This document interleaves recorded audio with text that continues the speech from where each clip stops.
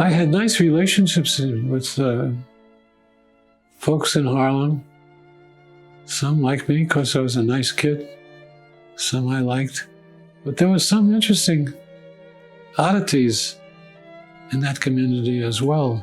And one in particular became a very important thing in the history of Harlem.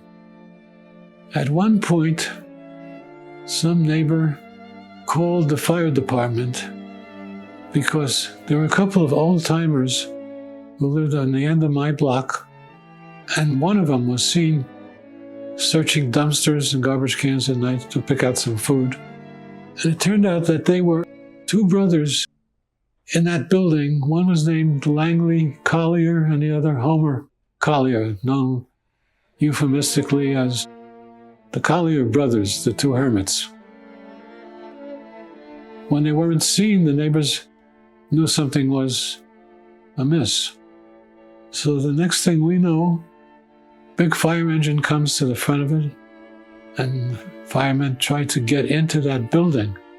So immediately crowds came from all over because Langley Collyer was always seen in the evening. As a matter of fact, I have some pride in knowing that I met him, because my dad and I would go home late at night, pitch dark, and we would encounter Langley furtively holding on to what seemed to be maybe a loaf of bread in his shirt or jacket pocket. And my dad would stop and talk to Langley, and I would be party, not to the conversation, but listen at least. What we found out a little later that happened is when Langley died and stopped appearing on the streets, Homer was blind and paralyzed, was in the house, and everybody was wondering, how could he survive without his brother? And so the fire department found out that the house was booby-trapped, rigged, with a 2-foot crawl space to get in, which was wired to have stuff fall on you if you tripped a wire. But Langley had died, and Homer had expired from lack of food, starved to death there. So the AP got a hold of it, and all the other presses nationwide. And the reporters needed a place to hang out while they talked to the firemen and saw some of the things that were brought out of the house.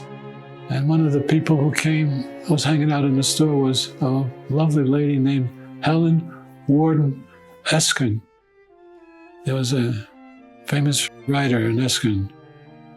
But Helen hung out, used the phone booth, and I won't go so far as to say got sweet on my dad, but they had a nice relationship. They became buddies. And so this thing went on for weeks and weeks. It was front page news. Yeah, the Collyer Brothers really put us on the map.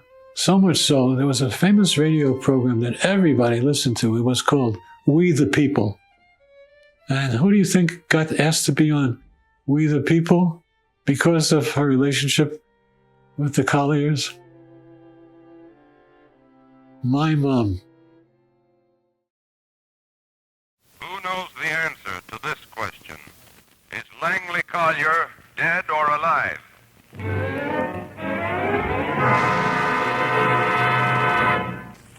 The search for Langley uncovered a lot of their neighbors who knew the Colliers well.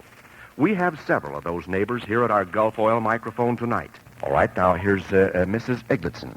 Helen is right, Mr. Bolton.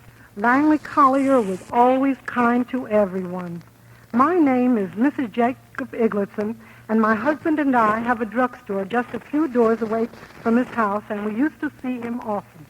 He liked to talk for hours, and he was very interesting. You never heard an Oxford accent, even in the movies, that could touch his. My husband and I sure do miss the old fellow. But much as we hope Langley Collyer is still alive, we realize he may be buried somewhere in the house, smothered somewhere under the tons of odds and ends that he piled up to the ceiling in every room of that 3-story house. Yes, Langley Collier's friends and neighbors, as well as a lot of New York policemen, are hoping that Homer Collier's funeral on Tuesday will solve today's #1 mystery. Almost all are agreed that if Langley Collyer is alive, he'll come out of hiding to pay his last respects to a brother he never left in life. But it's still a great unsolved mystery. Is Langley Collyer dead or alive? She was so nervous to be on international radio talking about the fact that once in a while in the evenings she would engage Langley, who, as I've said already, was a nice man, very gentle man, but wearing rags and carrying bits and pieces from dumpsters. So that was, of course, an important time in the Iglitzin history.